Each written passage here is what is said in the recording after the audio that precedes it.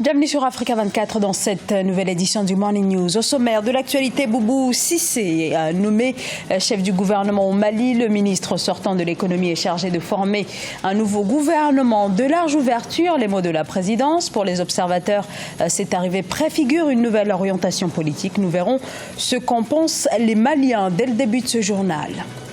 L'insertion des réfugiés en Ouganda, principalement originaires du Soudan du Sud. Les réfugiés, ils sont aujourd'hui 1,4 million dans ce pays d'Afrique de l'Est, reconnu par les instances internationales pour la qualité de son accueil des personnes déplacées.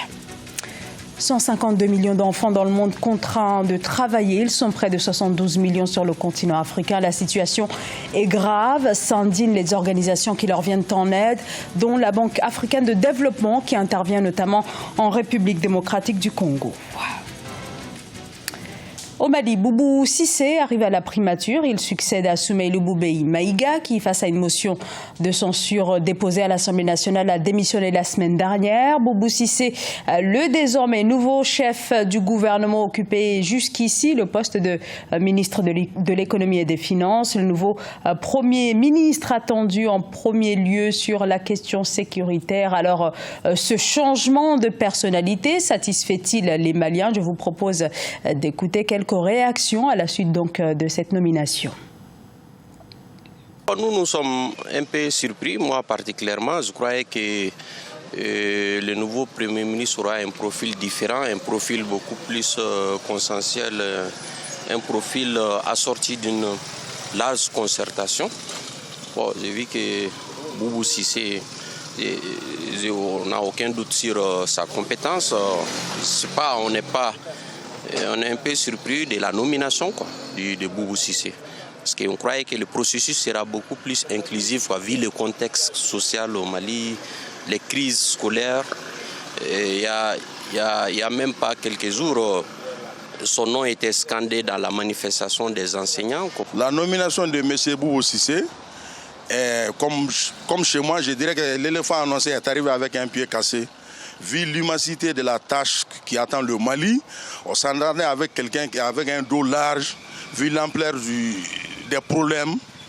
Il est jeune certes, rigoureux dans son secteur qui est technique, mais confier lui la charge du gouvernement malien, vu le pays, là où se trouve le pays maintenant, je trouve que la charge est lourde pour ses frêles épaules. Le président de la République, il est dans une logique de continuité.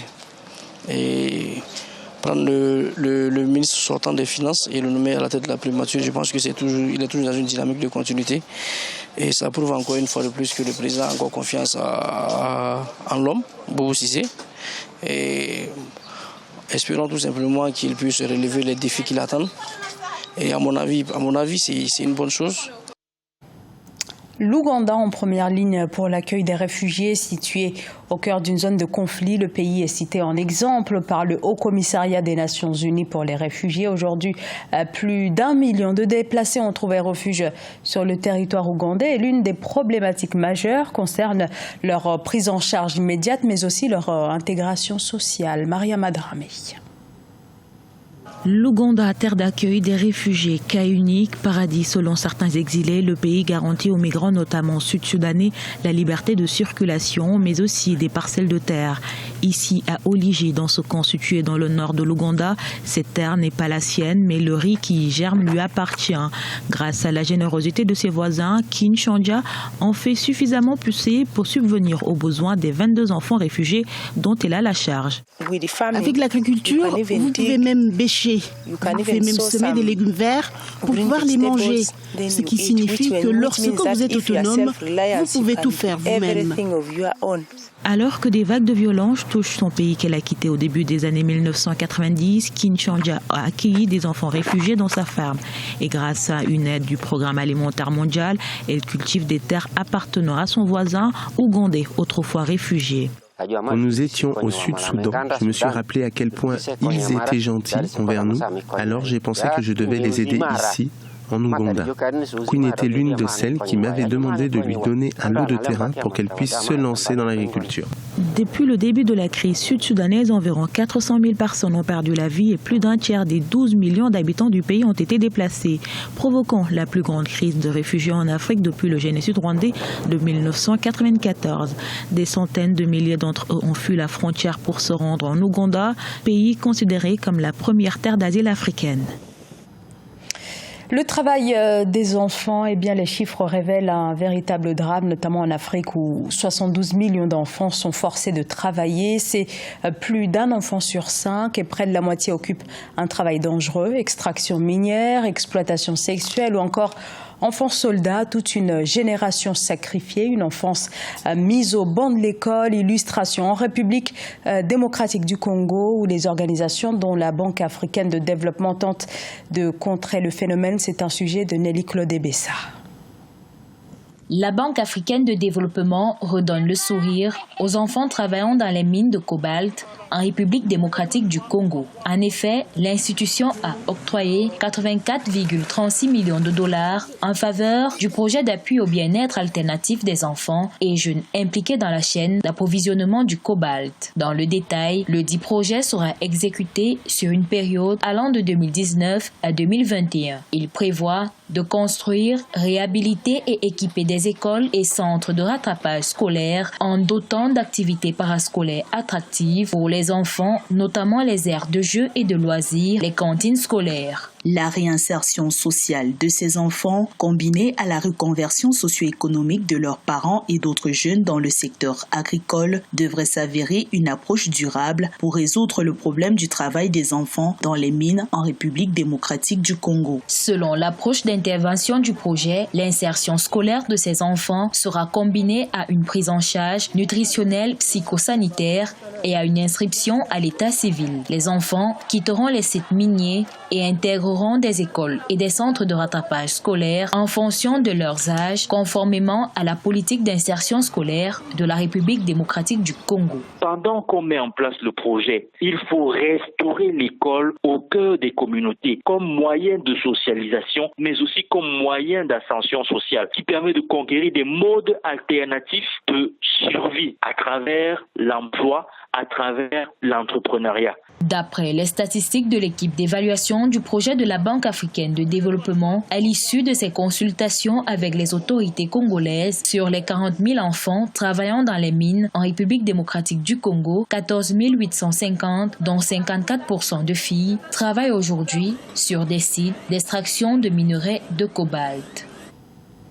À Abidjan, des restaurants et hôtels tentent actuellement la charge par induction. Il s'agit d'une recharge sans fil, un service développé par un jeune passionné d'économie numérique. Et la capitale devrait prochainement bénéficier de diverses stations de recharge. Reportage, Oliva Diakotan. En Côte d'Ivoire, la première borne à induction de l'Afrique de l'Ouest a été mise en service par Salim Djideyal, un jeune passionné d'économie numérique. Dénommée AfriCharger, elle permet de recharger les téléphones, les tablettes et les ordinateurs gratuitement et en toute sécurité grâce à un système de géolocalisation. Nous avons préféré travailler sur des bornes nous-mêmes en Afrique ici. Ce qui fait que nos produits sont, si vous voulez, à 100% africain, c'est fabriqué ici, c'est maintenu ici. Et justement, ça nous a amené à employer pas mal de collaborateurs dans les différents métiers.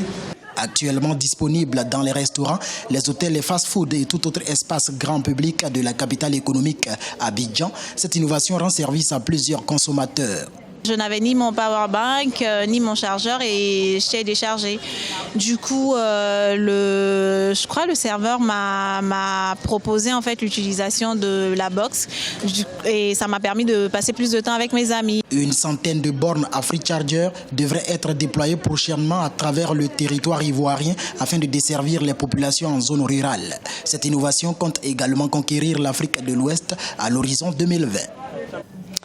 On en vient à cet essai critique de la notion d'art africain de Babacar Mbaye Diop, ouvrage dans lequel l'intellectuel sénégalais tente de définir ce qu'est l'art africain, une notion qui, jusqu'ici, est au cœur des rapports entre l'Afrique et l'Occident, un art toujours vu à travers un prisme occidental. Dans son ouvrage, le maître de conférence à l'université tchèque Anta Diop de Dakar déconstruit cela en donnant notamment les différentes temporalités et le prisme qu'est le sien, cet art africain tel qu'il s'est exprimé à travers les âges. Notre correspondant Ilhadjon Ndiaye a rencontré Babacar Mbaye Diop.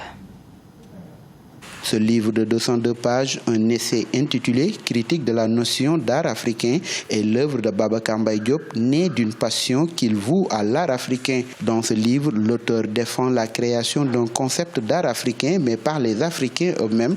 L'idée est de se réapproprier la notion de l'art africain. Le message que je lance, c'est qu'il est temps que les Africains eux-mêmes s'approprient, en tout cas, de leur propre art. Ce livre est donc en général une déconstruction, mais une appropriation de la notion d'art africain. Selon l'auteur, du temps colonial, les objets d'art africains se sont retrouvés un peu partout dans le monde. Pour lui, il est primordial que les Africains retrouvent ces objets qui pourront participer à la connaissance de l'histoire africaine. Si on considère l'ensemble des objets qui sont produits par une société, la dispersion est une aliénation. Aujourd'hui, ces objets doivent retourner en Afrique et il y a un peu, si vous voulez, un faux débat en Europe du fait que les Africains n'ont pas de musée, les Africains n'ont pas de place où mettre ces objets-là. Je considère cela comme un faux débat. Ce sont nos objets qui nous les rendent. Après, c'est à nous de voir ce qu'on peut en faire. Babacar Mbaye Diop est docteur en esthétique et philosophie de l'art. Il enseigne la philosophie de l'art au département de philosophie de l'université Cheikh Anta Diop de Dakar. Son expérience de 2 ans à la Biennale de Dakar lui a permis de comprendre l'art africain dans toutes ses formes. Ce journal a été réalisé par l'ensemble de la rédaction. Merci de votre fidélité. Dans un instant, une nouvelle édition de l'actualité sur Africa 24.